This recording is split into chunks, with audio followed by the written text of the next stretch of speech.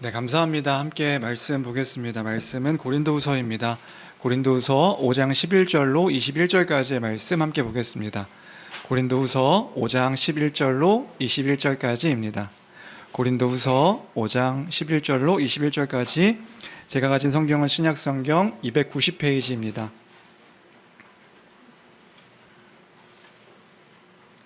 고린도후서 5장 11절로 21절까지입니다.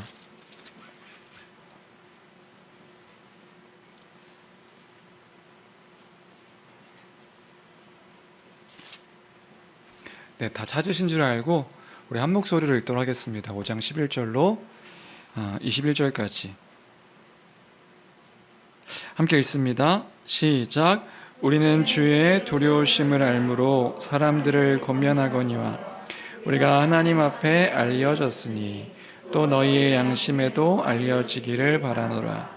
우리가 다시 너희에게 자천하는 것이 아니요 오직 우리로 말미암아 자랑할 기회를 너희에게 주어 마음으로 하지 않고 외모로 자랑하는 자들에게 대답하게 하려 하는 것이라. 우리가 만일 미쳤어도 하나님을 위한 것이요 정신이 온전하여도 너희를 위한 것이니 그리스도의 사랑이 우리를 강권하시는도다. 우리가 생각하건대 한 사람이 모든 사람을 대신하여 죽었은즉 모든 사람이 죽은 것이라. 그가 모든 사람을 대신하여 죽으심은 살아있는 자들로 하여금 다시는 그들 자신을 위하여 살지 않고 오직 그들을 대신하여 죽었다가 다시 살아나신 이를 위하여 살게 하려 함이라. 그러므로 이제부터는 어떤 사람도 육신을 따라 알지 아니하노라. 비록 우리가 그리스도도 육신을 따라 알았으나 이제부터는 그같이 알지 아니하노라. 그런즉 누구든지 그리스도 안에 있으면 새로운 피조물이라. 예전 것은 지나갔으니 보라 새 것이 되었도다. 모든 것이 하나님께로서 났으며 그가 그리스도로 말미암아 우리를 자기와 화목하게 하시고 또 우리에게 화목하게 하는 직분을 주셨으니 곧 하나님께서 그리스도 안에 계시사 세상을 자기와 화목하게 하시며 그들의 죄를 그들에게 돌리지 아니하시고 화목하게 하는 말씀을 우리에게 부탁하셨느니라. 그러므로 우리가 그리스도를 대신하여 사신이 되어 하나님이 우리를 통하여 너희를 권면하시는 것 같이 그리스도를 대신하여 간청하노니 너희는 하나님과 화목하라. 하나님이 죄를 알지도 못하신 이를 우리를 대신하여 죄로 삼으신 것은 우리로 하여금 그 안에서 하나님의 의가 되게 하려 하심이라. 아멘.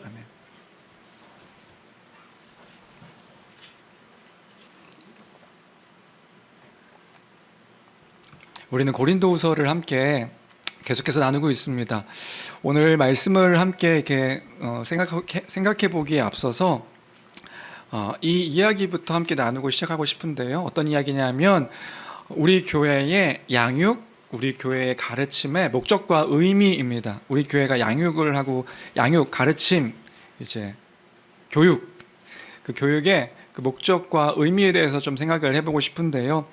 우리 교회를 처음 방문하시는 분들은 교회에 대해서 소개를 받은 후에 더 복음에 대해서 알기를 원하고 교회에 대해서 알기를 원하고 또 교회에 속하기를 원하는 분들에게 복음을 이제 전하고 있습니다. 준회원이 되신 후에 이제 복음을 알아가는 시간을 우리가 갖죠. 그것이 우리 교회의 그 양육, 교육, 그 가르침의 시작입니다. 첫 시작. 그러면 그 양육의, 그 교육의 목적은 뭘까요? 왜 우리 교회가 그 처음부터 그 복음을 가르치는 양육을 시작할까요? 그것은 왜 그러냐 하면 교회가요 복음을 전하는 것입니다. 처음 온 분들에게요 복음을 전하는 거예요. 그런데 여기서 우리 교회가 좀 독특한 것이 있다면 크게 두 가지가 좀 독특할 수 있겠다 싶어요. 뭐 당연한 거긴 한데 독특하다고 생각한다면 독특한 게 두 가지가 있을 것 같은데요. 첫 번째는요, 우리 교회에 오신 모든 분들에게 그 복음을 전한다는 것입니다. 그러니까 모두에게 복음을 전한다. 그러니까 전 교회에서 신앙생활을 했던 하지 않았던 그것은 중요하지 않습니다. 장로님이셨던 권사님이셨던 집사님이셨던 어떤 직분을 맡으셨던 것도 중요하지 않습니다. 모태신앙이든 신앙을 처음 하시는 분이든 상관없이요 모든 분들에게 복음을 전하고 복음을 가르치고 있다. 그래서 복음을 가르쳐서 그것을 확인하는 것까지도 교회가 하고 있다. 그게 좀 특별한 것이라고 할 수 있을 것 같고요. 두 번째 특별하다고 한다면 특별한 건 뭐냐면 처음부터 다시 복음을 가르친다는 것입니다. 누구든지 간에 그러니까 모든 분들에게 처음부터 복음을 다시 가르친다. 물론 그분들 가운데는 복음을 알고 계신 분도 계시고 복음을 잘 믿고 계신 분들도 계시지만 그럼에도 불구하고 다시 처음부터 복음을 우리가 가르치고 있습니다. 교회가요. 그러면 왜 처음부터 그 복음을 가르치는 걸까요? 여러분 생각해 보셨나요? 나는 전에 교회에서도 신앙생활을 했었는데 왜 다시 처음부터 어떻게 보면 다 안 되고 생각하는 것들을 다시 가르치는가? 여러분들을 괴롭히기 위한 게 아니라는 거. 누군가 이렇게 오셨을 때 그건 너무 당연한 거라는 것. 목사님이 괴롭히려고 여러분들에게 그러는 게 아니에요 라고 여러분들도 대답해 주셔야 됩니다. 그걸 왜 처음부터 다시 모든 사람들에게 다시 가르치냐면요, 그것이 그분에게, 새로 오신 분에게 안전한 일이고 유익한 일이기 때문에 그렇습니다. 또 한편으로는 반대편으로는요, 교회에게 안전하고 유익한 일이기 때문에 그런 거예요. 새로 오신 분에게도 안전하고 유익한 일이고 교회에게도 안전하고 유익한 일이기 때문에 모든 분들에게 처음부터 복음을 가르친다. 다시 가르친다. 물론 다시 말씀드리지만 복음에 대해서 잘 알고 계시는 분도 계시고 또 믿고 계신 분들도 계실 수도 있습니다. 근데요, 생각해 보세요. 우선 교회는, 목사는 그분이 그 복음을 잘 알고 계신지를 알지 못해요. 새로 오신 분이 전 교회에서 장로님이셨든 권사님이셨든 집사님이셨든 심지어 자신이 목사라고 할지라도요, 그분이 진짜로 복음을 알고 있는 분인지 교회는요 알 길이 없어요. 그리고 목사도 그분을 관심법이 있어서 저분은 알고 있고 내가 다 안다 이렇게 나는 다 안다, 아니요, 몰라요. 모르기 때문에 복음을 다시 확인하고 확증하고 가르치는 일들을 해야 하는 것이란 말입니다. 한번 생각해 보세요. 만에 하나 여러분들 어떤 분이든지 간에요, 전에 교회를 다니셨던 분일 수도 있지만 그분이 복음을 알지 못하고 복음을 믿지 않는 분이라고 한다면 어떻게 되겠어요? 그런 분들을 종종 가끔씩 보았습니다. 장로님이신데 그렇게 말씀하시는 거예요. 저는 잘 모릅니다. 직분자이신데 저는 잘 모릅니다. 그런 분들이 계신 거예요. 복음이 무엇인가? 저는 잘 모릅니다. 그건 심각한 일이거든요. 큰 일이거든요. 또는 자신이 복음을 알고 있다고 생각하는데, 믿고 있다고 생각하는데 그게 만약에 다른 복음이면 어떡하죠? 다른 복음이면 갈라디아 교회 성도들에게 바울이 얘기했던 그 교회 성도들에게 다른 복음이 있다라고 얘기했는데 그 복음이 다른 복음이면 어떻게 합니까? 그건요 심각한 일이 아닐 수 없는 거예요. 구원과 관련되어 있는 일이거든요.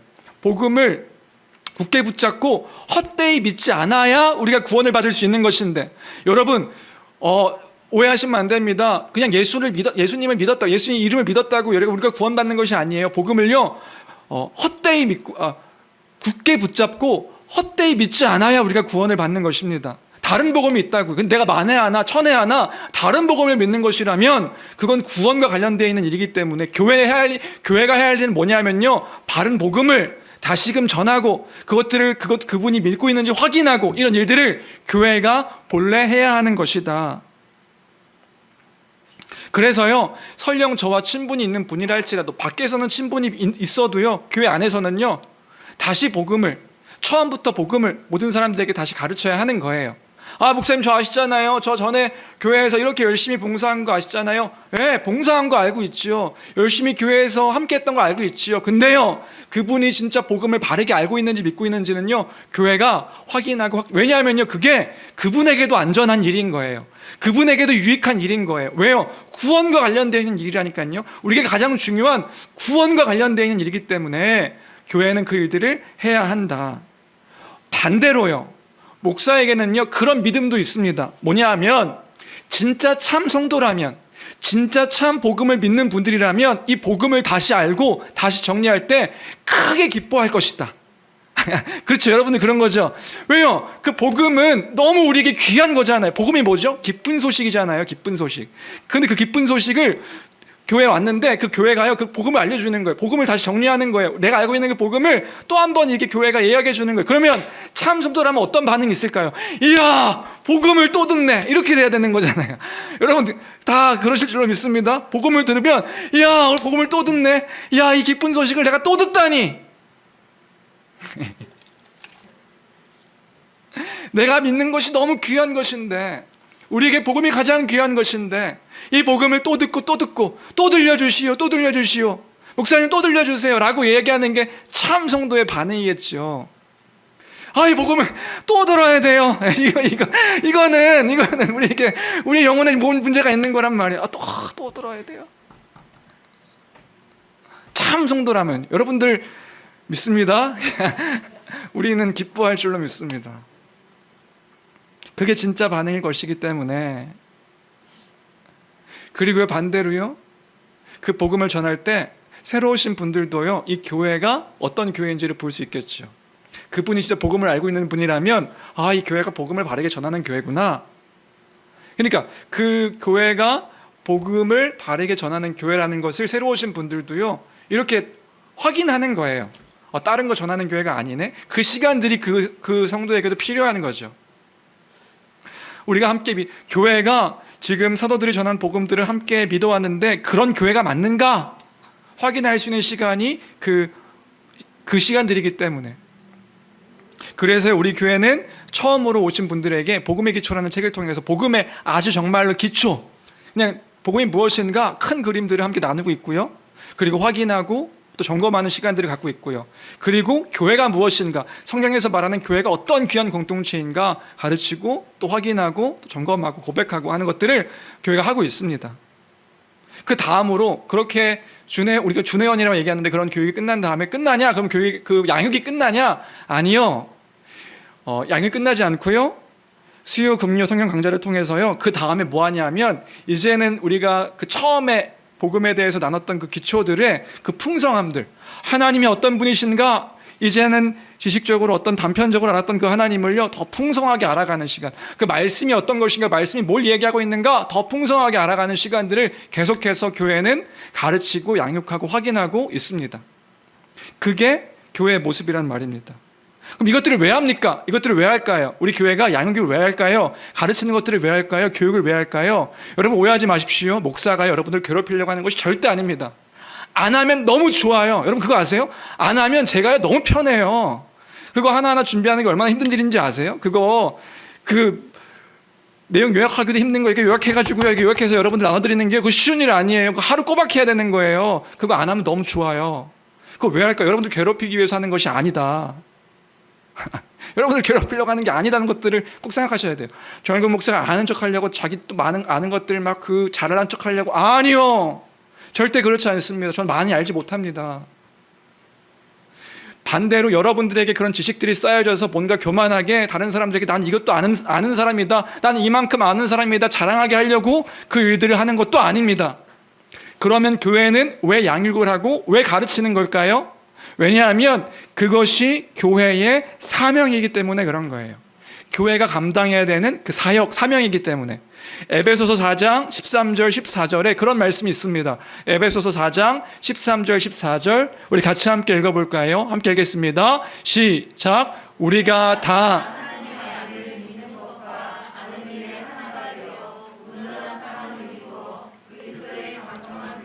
충만한 데까지 이르리니 이는 우리가 이제부터 어린아이가 되지 아니하여 사람의 속임수와 간사한 유혹에 빠져 온갖 교훈의 풍조에 밀려 요동하지 않게 하라. 네, 이것이 교회의 사명이기 때문에 그래요. 뭐예요? 우리가 교회가 하나님의 아들을 믿는 것과 아는 일이 하나가 되어야 되기 때문에. 여러분, 교회가요 하나님의 아들을 믿는 것, 아는 것에 하나가 되어야 되는 것, 그것이 교회의 사명입니다. 그래서 그리스도의 장성한 분량에까지 이르는 것, 함께요. 여러분, 교회가요 그 함께 하나가 되어 하나님의 아들을 믿는 것과 아는 일에 하나가 되어야 되는 겁니다.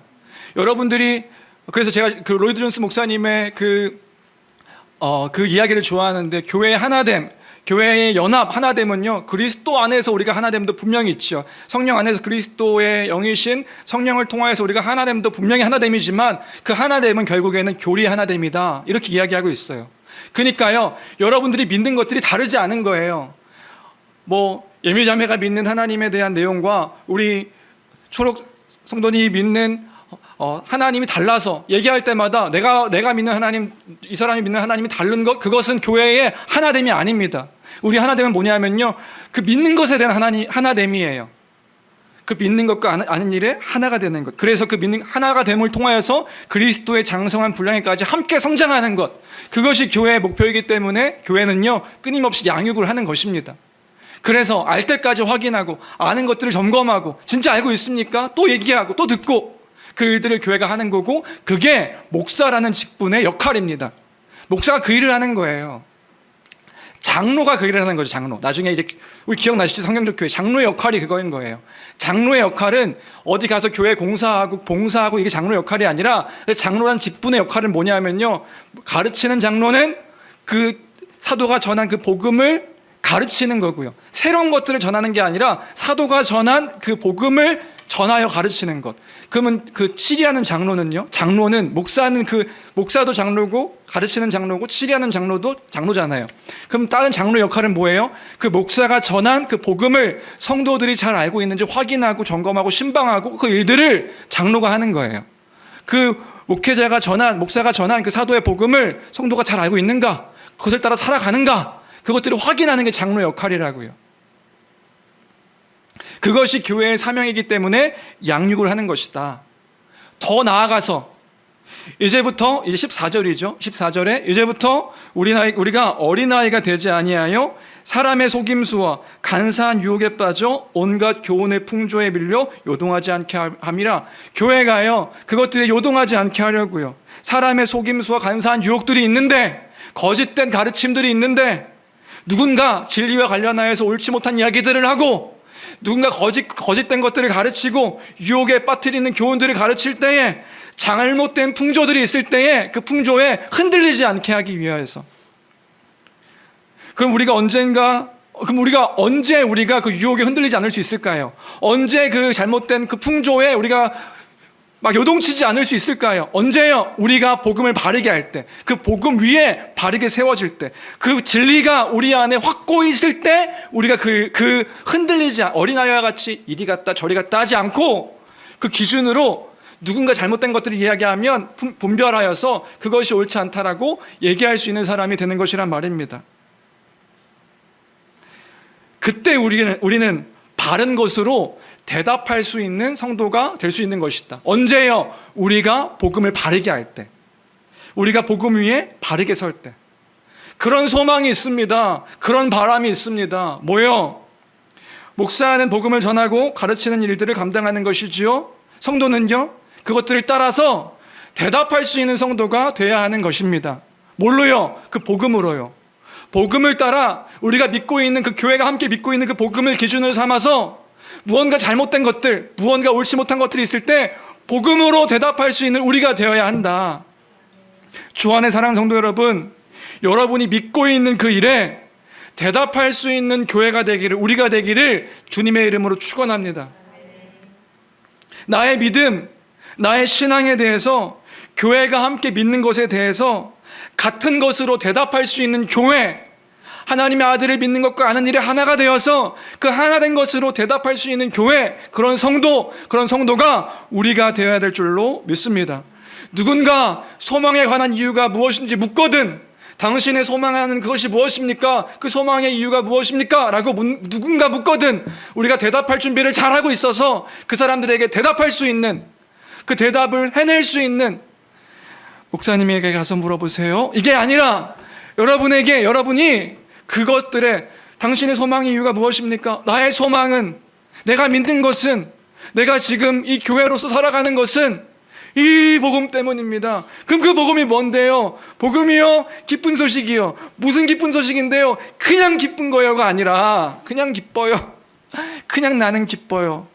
그러면 안 기뻐요. 딴 사람은. 그 왜 기쁜지, 그것들을 함께 내가 잘 준비하였다가 그 잘못된 것들과 거짓된 것들과 옳지 못한 것들에 이렇게 흔들리지 않고 전하고 대답할 수 있는 우리가 그런 교회가 되어야 하고, 우리 교회가 그 양육하는 목적은 그것이다 기억하는 우리가 되길 주님의 이름으로 축원합니다. 오늘 사도 바울이요, 고린도후서 5장 11절부터 15절까지 고린도 성도들에게 이야기하고 있는데, 그런 맥락에서 지금 이야기를 하고 있는 거예요. 사도 바울이요, 지금 11절부터 15절까지에서요 말하고 있는 것은 무엇인가?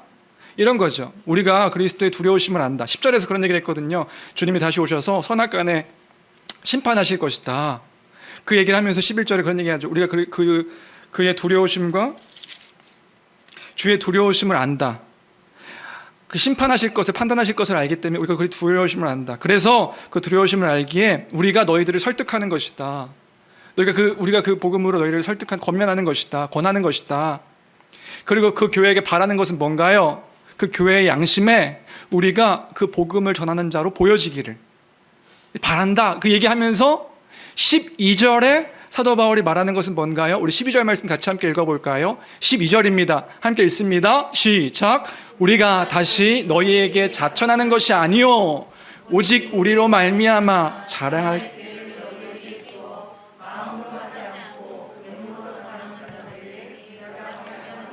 내 외모로 자랑하는 자들에게 뭐 하려고요? 대답하게 하려는 것이다. 외모로 자랑하는 사람들이 있었습니다. 외모로 자랑한다는 게 뭘까요? 이렇게 얼굴이 잘생겼나 봐요? 그런 걸까요? 얼굴이 잘생겨서 뭐 이렇게 그 정우성 같은 얼굴로, 누가 또 잘생겼나 요즘에, 김우석 같은 얼굴로 막 이렇게 자랑하는 거, 이런 것들을 자랑하는 걸 얘기하는 걸까요? 아니죠. 여기서 외모로 자랑한다는 건 어떤 의미냐면 외적인 걸로 자랑하는 것을 의미하는 것입니다. 거짓 교사들이 그랬잖아요. 우리 고린도후서 기억하면 거짓 교사들이요, 그런 외적인 것들로 자랑했던 거예요. 자신이 율법을 지키는 거, 자신이 그 구약의 할례를 행하는 거, 뭔가 그 음식으로 무언가 하지 않음으로, 함으로 그 자신을 자랑했던 그 사람들이 거짓 교사들이었고, 그들이 마음이 아니라 외모로 자랑하는 사람들이었죠. 사도 바울은요, 교회에게 그런 말 하는 거예요. 뭐냐 하면 우리로 말미암아, 우리 그 사도 그 전한 것들로 말미암아 진짜 자랑해야 할 것을 알아서 그들에게 대답하는 너희가 되었으면 좋겠다. 마음이 아니라 외모로 자랑하는 그들에게 진짜 자랑할 것을 알아서 너희가 대답하는 자들이 되었으면 좋겠다. 그 얘기를 하고 있는 거예요. 교회에게요. 고린도 교회에게요. 왜요? 우리가 진짜 자랑해야 되는 거, 우리가 세상 가운데서나 거짓된 사람들에게 진짜 자랑해야 되는 거, 진짜 자랑해야 되는 것은요, 외적인 행위, 외적인 모습, 그런 것들이 아니기 때문에 그런 것이란 말입니다. 그런 걸로 자랑하는 게 아니에요. 우리는요. 13절, 외모로 자랑하는 사람들은요, 바울을 미쳤다고 얘기했던 것 같아요. 왜요? 그가 지치지 않고 계속해서 복음을 전하거든요. 박해를 받고 비판을 받고 막 그래도요, 계속해서 복음을 전하니까요. 어려움이 처해졌는데 어려움이 처해도 전하고 또 전하고, 저 고린도전서 생각해보면 미련한 것이고 거리끼는 것이고 저 미친 짓이다 말하는 그리스도의 십자가, 근데 계속해서 전하니까요. 미쳤다 바울은, 저 사람은 미친 자다, 돈자다, 그렇게 얘기해도 전하는 거예요. 사도행전 기억하시나요? 사도 바울이요, 계속해서 전하는 거예요. 알 때까지 전하는 거예요. 전하고 또 전하고, 만약에 그 사람이 복음을 이해하지 못하면 어떻게 해요? 집에 가서 또 전하고, 전하고 집에 가서 또 전하고. 알고 계세요? 모르세요? 다시. 그게 사도 바울 그 전한 그 바울의 모습이었거든요. 라유리가 복음을 알지 못해 잡아놓고 또 가르치고 그만. 그게 바울의 모습이었거든요. 미쳤어. 저 사람 미쳤어. 왜 그렇게 복음을 전했는데요? 14절에 보니까 그리스도의 사랑이 우리를 강권하시는도다. 그리스도의 사랑이 우리를 강권하여서, 우리 모든 사람을 위하여 죽으신 예수 그리스도의 사랑 때문에 내가 이제 나를 위해 살지 않고 주를 위해 사는 것이다.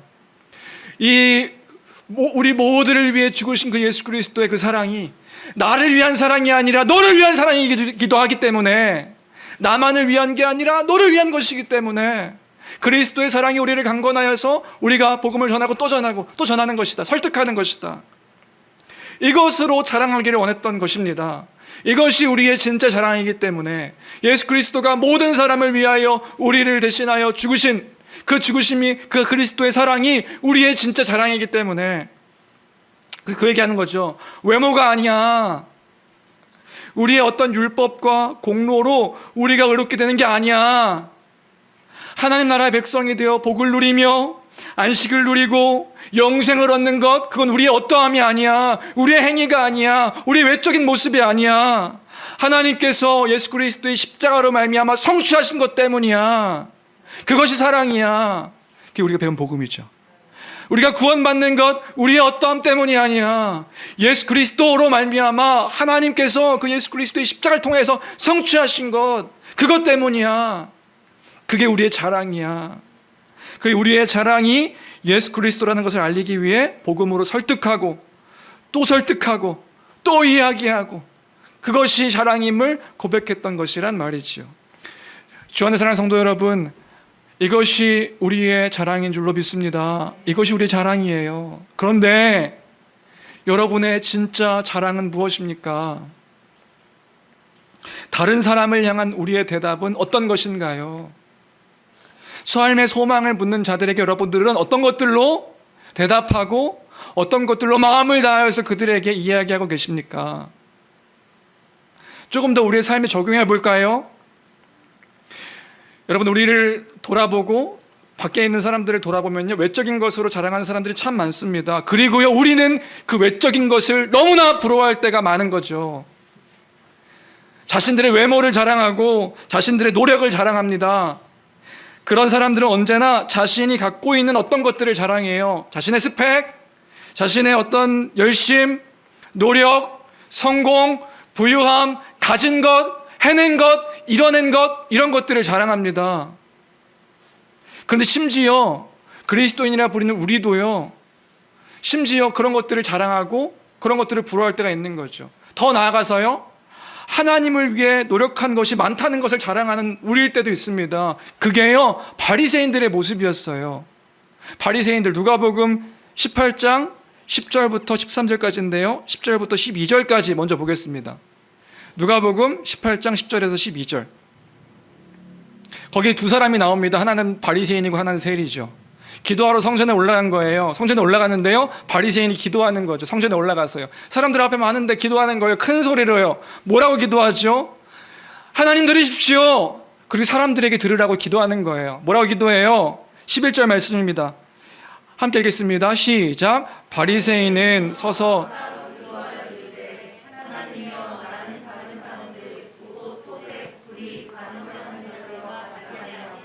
이 세리와도 같지 아니함을 감사하나이다.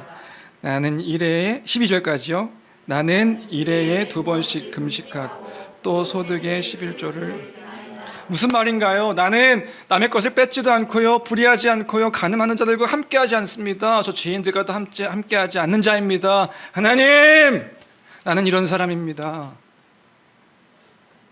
저 세리와도 같지 않음을 감사합니다. 저 세리와도, 저 죄인들과도 같지 않음을 감사합니다. 나는 일해에 2번 금식합니다. 하나님 아시죠? 여러분들도 알고 있죠. 소득의 11조를 드리나이다. 뭐예요? 이것으로 자랑하는 거죠. 자신이 얼마나 많이 기도를 했는지, 자신은 11조를 드리는 사람인지, 불의한 일을 하지 않았다는 것, 저 죄인들과 나는 함께하지 않은 그런 사람입니다. 뭐 하는 거예요? 자신의 공로를 자랑하는 거죠.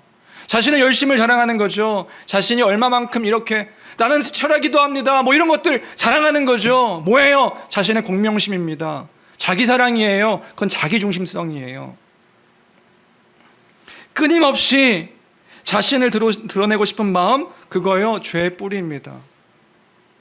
외적인 것들을 자랑하는 거, 자기가 가진 거, 내가 이렇게 열심히 해서 뭔가 많은 것들을 얻었습니다, 복 받았습니다, 자랑하는 거 뭐예요? 뭐 하는 거예요?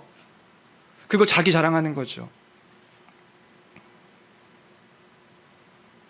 진짜 복음은 자신의 공로, 자신의 열심, 자신의 어떠함을 자랑하는 것이 아니라 그리스도의 십자가를 자랑하는 것입니다. 그리스도의 십자가를 자랑하는 거라고요. 하나님께서 십자가를 통해서 무엇을 이루셨는지, 나 같은 자에게 하나님이 이루신 것이 무엇인지 그것을 자랑하는 것이란 말이지요. 그렇기 때문에 그런 자랑을 하는 사람들, 그 믿음의 선배들은요, 그 믿음의 선배들은 자신의 그 믿음의 고백들을 이렇게 찬양의 가사로 만들어서 그렇게 고백하고 그 찬양을 우리가 함께 부르고 있는 거예요. 우리 무슨 찬양하죠? 웬 말인가 날 위하여 주 돌아가셨는가? 이 벌레 같은 자위에 왜 그 큰 해를 받으셨는가? 내 지은 죄 다 지시고 못 박히셨는데 웬 말인가 이게, 웬 은혜인가? 그 사랑 크셔라. 나 십자가 대할 때에 그 일이 고마워 내 얼굴 감히 못 들고 눈물만 흘리도다. 늘 울어도 눈물로써 못 갚을 줄 알아. 나는 몸밖에 드릴 것이 없어서 내가 이 몸을 바칩니다. 이게 진짜 복음을 아는 사람의 참된 자랑의 모습이란 말이지요. 그게 바로 누가복음 18장 13절에 나왔던 그 바리새인과 비교했던 세리의 기도의 내용이었습니다. 우리 13절 말씀 같이 함께 읽어볼까요? 함께 읽겠습니다. 시작. 세리는 멀리 서서 감히 눈을 들어 하늘을 쳐다보지도 못하고 다만 가슴을 치며 이르되 하나님이여 불쌍히 여기소서 나는 죄인이로소이다 하였느니라. 뭐 한 거예요? 감히 하늘을 쳐다보지도 못하고 가슴을 치면서 이야기하는 거죠. 우러러보지도 못하면서 이야기하는 거죠. 하나님 나는 죄인입니다. 주님 그러나 나를 불쌍히 여겨주십시오. 그러면 이 사람은 무엇을 자랑했을까요? 하나님 그리스도로 말미암아 용서받은 그가 뭘 자랑했을까요? 그가 그리스도의 십자가를 자랑하는 거지요. 주 안에 사랑하는 성도 여러분, 우리의 자랑은 무엇입니까? 우리는 그렇게 외적인 것들로 자랑하는 사람들에게 어떤 것들로 자랑할 수 있는 자들입니까? 예수 그리스도의 십자가, 그 죽으심과 부활, 그것으로 말미암아 이루신 하나님 나라의 그 영광스러운 복을 자랑하는 우리가 될 줄로 믿습니다. 그것으로 대답하는 우리가 되자, 교회가 되자. 세상의 외적 기준으로 자랑하는 그들에게 야 나도 부러워, 나도 그런 거 갖고 싶은데가 아니라 나도 그런 거 이루고 싶은데가 아니라 진짜로 자랑할 수 있는 우리로 말미암아 마음의 것들이 아니라 외적인 것들로 자랑하는 그들에게 그 주로 말미암아 자랑하는 그 구원받은 주의 백성, 주의 자녀된 것으로 인하여 그 영원한 것들을 소망하는 자임을 자랑하는 우리가 되기를 주님의 이름으로 축원합니다. 그것이 우리의 축복입니다. 그 참된 축복인 거예요.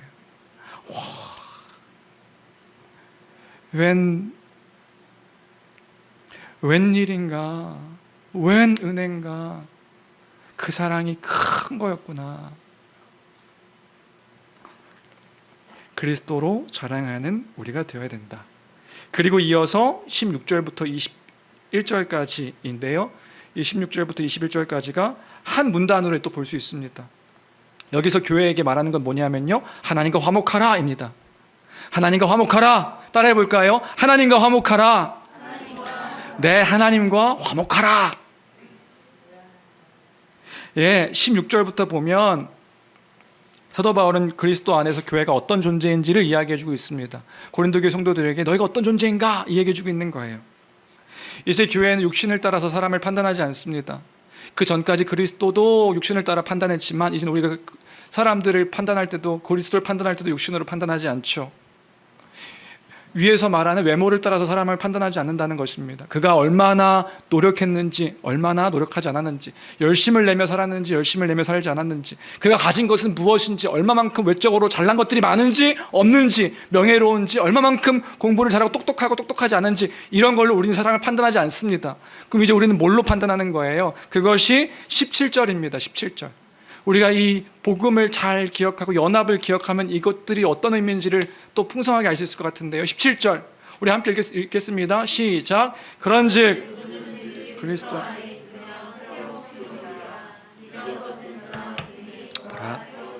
네, 새로운 피조물이다. 그리스도 안에 있으면 새로운 피조물이다. 창조의 언어를 끌고 돌아서 얘기하는 거죠. 그냥 피조물이 아니라 새 피조물입니다. 어디 안에서요? 그리스도 안에서. 너희는 이제 그 외적인 그 외모가 아니라 그리스도 안에서 안에 있는 새로운 피조물이다. 새 것이 되었다. 이제는요, 아담 안에 있지 않고요, 죄 가운데 불의한 자로 여겨지지 않습니다. 그것이 우리가 존재된 것입니다. 이제 하나님은요, 우리를 그렇게 죄인으로, 외적인 것으로 판단하시지 않는 거예요. 우리 삶 가운데 좀 더 정의해 볼까요? 우리는요, 이제 외적인 어떤 기준으로 평가받지 않습니다. 교회는요, 여러분들을요, 외적인 어떤 것들을 평가하지 않는 거예요. 왜요? 우리가 이제 그리스도 안에 있으면 새 존재, 새로운 피조물이 된 자들이기 때문에 그래요. 교회 안에 있는 자들은요, 더 이상 뭐 어떤 것들로 여러분들을 평가받거나 평가하지 않습니다. 그러면 안 됩니다. 왜요? 이제 우리는 뭘로 보는 거예요? 그리스도로 보는 거예요. 하나님도 우리를 뭘로 보냐면요, 이제 저라는 정일국이라는 더럽고 추악한 죄인으로 보는 게 아니라 그리스도로 보는 거예요. 누구를요? 저를요. 나의 죄인됨과 불의함으로 보는 게 아니라 그리스도의 의와 십자가에 못 박히신 그 대속적 죽음에 그 십자가에 못 박히신 그리스도로 보는 거예요. 누굴요? 나를요. 그리고요, 여러분들을요. 우리가 그런 존재가 된 것입니다. 그리스도로 옷 입은 존재.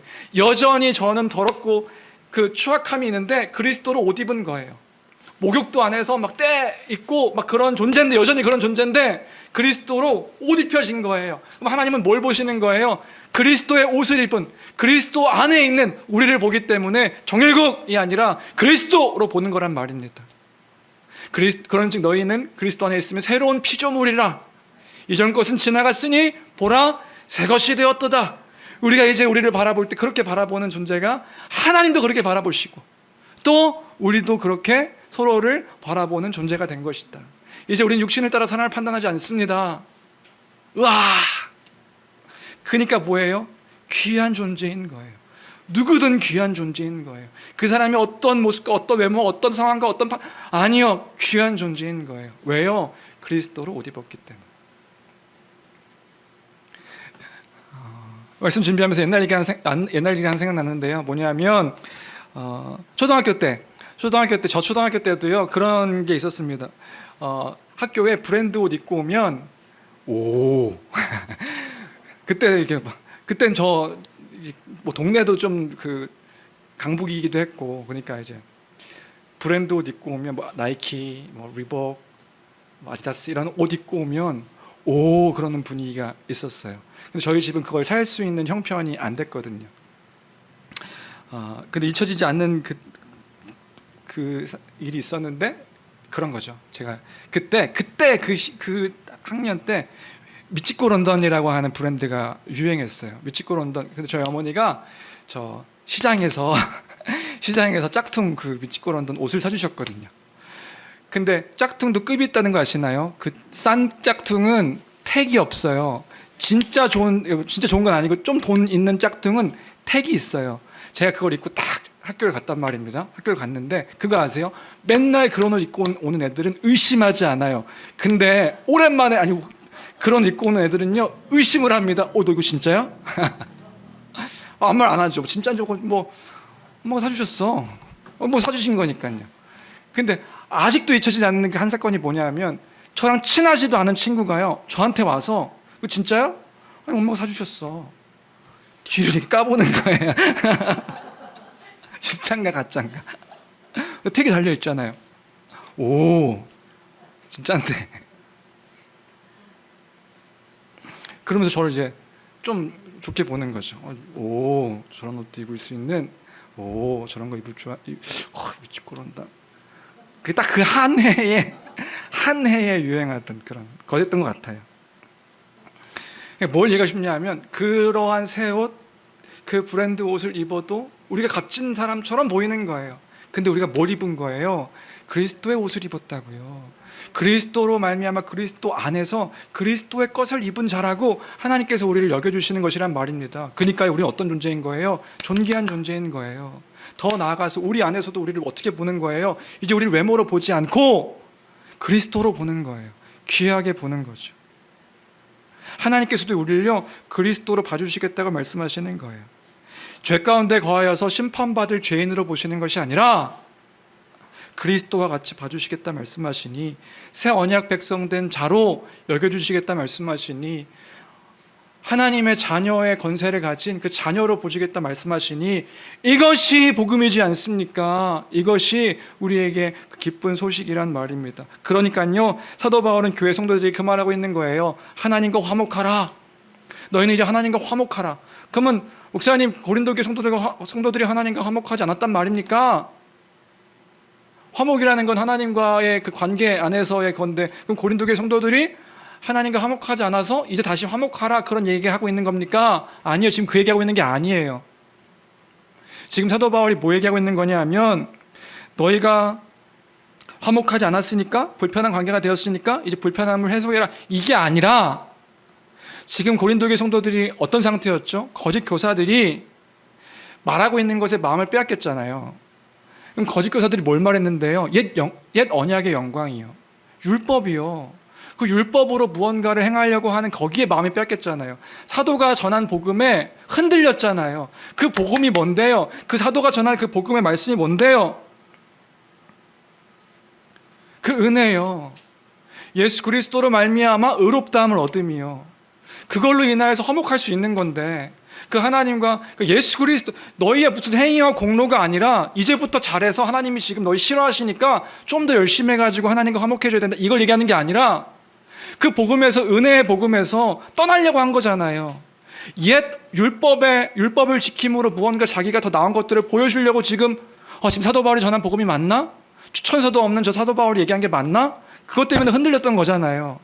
그러니까 지금 하나님과 화목하라는 말 뭐냐 하면, 너희가 그리스도로 인해서 화목한 자가 되었으니 그 은혜의 복음을 떠나지 말라, 지금 그 얘기하고 있는 거예요. 너희가 그 은혜의 복음에 물러서지 말라, 거기에 머물라. 하나님과 화목하라는 말은 너희가 지금 다시 더 열심히 해서 어떤 공로를, 그 외적인 것들을 자랑하기 위해 더 노력해라, 이게 아니라 그 은혜의 복음에 머물러라, 그 은혜의 복음에서 물러서지 마라, 그 말을 하고 있는 거란 말입니다. 이미 소유하고 있는 그 복음을 가볍게 여기지 말라. 왜요? 놓치고 있으니까요. 그게 21절 말씀 마지막으로 한번 읽어볼까요? 21절 읽겠습니다. 21절 시작. 하나님이 죄를 알지도 못하신 이를 우리를 대신하여 죄로 삼으신 것은 우리로 하여금 그 안에서 하나님의 의가 되게 하려 하시. 하나님의 의가 누구 때문이에요? 그리스도로 말미암아. 그리스도로 인하여서 너희가 의롭게 된 자가 되었으니 다시 율법을 지켜서 너희가 의를 확인하려고, 그 의를 더 세우려고, 너희가 옳은 자인 것을 보여주기 위해서 그렇게 하지 않아도 된다, 그 얘기하고 있는 거란 말입니다. 그리스도 안에 있으면 새로운 피조물이 너희가 된 것이기 때문에 그걸 기억하여서, 너희가 어떤 존재인지를 기억하여 하나님과 화목하라. 그리스도 안에 있는 우리임을 기억하라. 말씀을 정리합니다. 우리가 자랑해야 될 것이 무엇인가요? 우리가 자랑해야 될 건 그 예수 그리스도, 그 복음을 자랑하는 우리가 되어야 할 줄로 믿습니다. 그것으로 대답하는 거예요. 그것을 우리가 소망하는 것들을 대답하는 교회여야 한다. 우리여야 한다. 우리 자랑은 무엇인가? 우리 자랑은 외적인 것도 아니고, 외적인 어떠한 드러냄과 나타냄의 그 모습도 아니고, 우리 공로도 아니고, 열심도 아니고, 그리스도인 거예요. 그리스도, 예수 그리스도. 그리스도께서 누구이신가? 그가 하신 일은 무엇인가? 그리고 우리가 기억해야 될 건 뭐냐 하면, 그 복음에 머무르십시오. 그 복음에 물러서지 마십시오. 그 복음에, 그 기쁜 소식에, 우리가 진짜 기뻐해야 할 것들에 머무르십시오. 그래서 하나님과 이미 화목하게 하신 그 하나님, 그 화목을 지키는 말씀으로, 진리로, 그 복음으로 우리가 어떠한 존재인지를 알아. 존귀한 자라고요. 여러분들의 모습 가운데 막 낙심하고, 나는 뭔가 이렇게 그렇잖아요. 저도 그렇고 여러분들도 그렇고, 나는 다른 사람과 비교했을 때 뭔가 이렇게 찌그러진 것처럼 보이고, 초라한 것처럼 보이고, 없는 것처럼 보이고. 아니요. 우와, 아니요. 누가 우리를 그렇게 판단합니까? 하나님도 우리를 판단하시지 않는다고요. 우리를 그리스도, 예수 그리스도 안에 있는 우리, 하나님도 우리를 그렇게 판단하지 않으시는데, 우리 교회도 그렇게 우리를 판단하지 않습니다. 그런 자임을 기억하여 그 은혜의 복음에 머무는 우리가 되어야 할 줄로 믿습니다. 그런 교회가 되었으면 좋겠습니다. 그렇게 소망하는 우리가 되어야 할 줄로 믿습니다. 우리 그래서 이 찬양 마지막으로 고백하고 말씀 마쳤으면 좋겠는데요. 우리 아버지 사랑 내가 노래해 이 찬양 함께 했으면 좋겠습니다.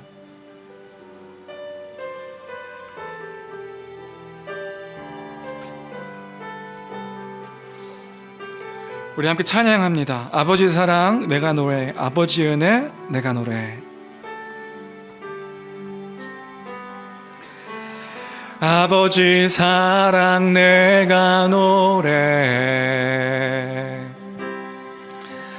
아버지 은혜 내가 노래해. 그 사랑 변함없으신, 거짓 없으신, 성실하신 그 사랑, 상한 갈대 꺾지 않으시는, 꺼져가는 등불 끄지 않는 그 사랑, 변함없으신, 거짓 없으신, 성실하신 그 사랑,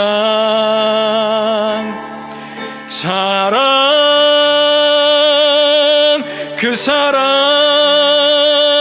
날 위해 죽으신, 날 위해 다시 사신 예수 그리스도, 다시 오실 그 사랑, 죽음도 생명도 천사도 하늘의 어떤 권세도 끊을 수 없는 영원한 그 사랑, 예수. 그 사랑, 그 사랑,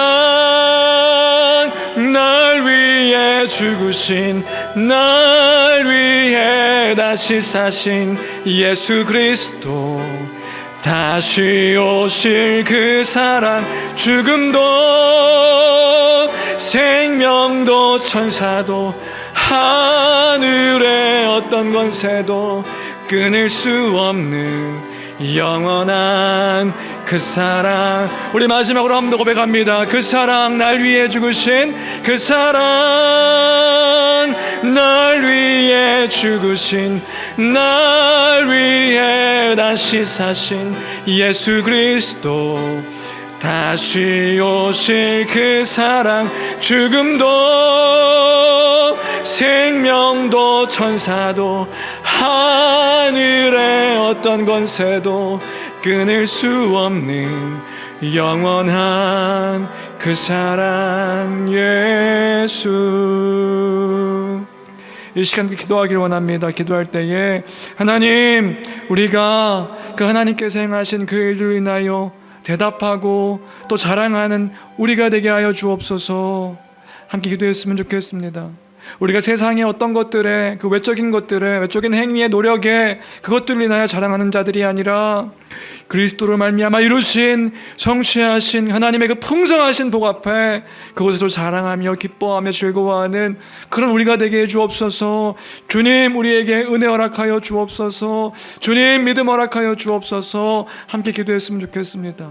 그리고 또한 우리가 어떤 존재인지, 우리가 그리스도 안에 있으면 새로운 피조물이라, 다 지나갔으니 새것된 존재임을 기억하여 하나님 감사하고 또 기뻐하고 하나님과 화목한 그러한 삶을 살게 허락해달라고, 이런 기도의 제목으로 말씀을 기억하며 함께 기도하도록 하겠습니다. 기도하시겠습니다. 전계하신 하나님 아버지, 하나님 아버지 감사합니다. 주님 감사합니다. 주님 감사합니다. 날마다 우리에게 그 감사가 잊어지지 않도록, 잃지 않도록 주여 도와 주시옵소서. 우리가 자랑해야 하는 것, 그것이 바로 하나님께서 예수 그리스도를 통하여서 우리에게 전하신 그 복음인 줄로 믿습니다. 주님, 우리의 외적인 그 모습이 어떠하든지 간에 하나님 아버지, 우리를 그렇게 판단치 아니하시며 또한 우리가 그렇게 판단하지 아니하는 우리가 되기를 소망합니다. 주님, 이 땅에 잠시의 환난이 우리의 그 경한 것임을 기억하며 영원한 것이 있음에 우리를 하나님의 자녀 삼아 주셨고 하나님 백성 삼아 주심으로 그렇게 영원한 것들을 소망케 하셨음에 참되게 감사하는 우리가 되게 허락하여 주시옵소서. 우리의 영혼이 주여 주 앞에 깨어있기를 간절히 빌고 원하옵나이다.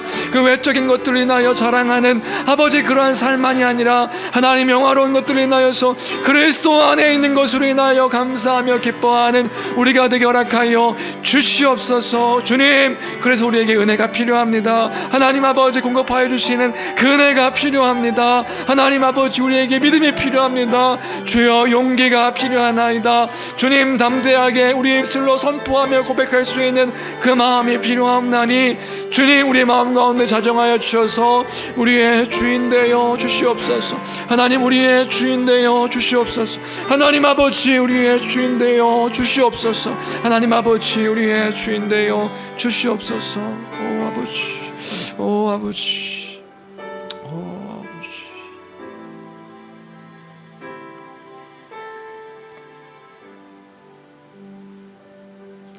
하나님 아버지, 날마다 그 복음 앞에 복음 안에 있음을 기억하여 우리의 참된 자랑, 우리의 참된 기쁨, 우리의 참된 소망이 무엇인지 기억하는, 감사하는 우리 인생 되게 하여 주옵소서.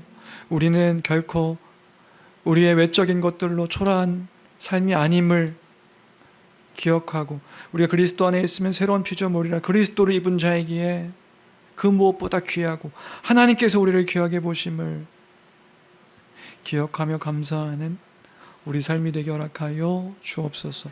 모든 것 주께 있음을 고백합니다. 감사합니다. 귀하신 우리 주 예수 그리스도 이름으로 기도합니다. 아멘. 아멘.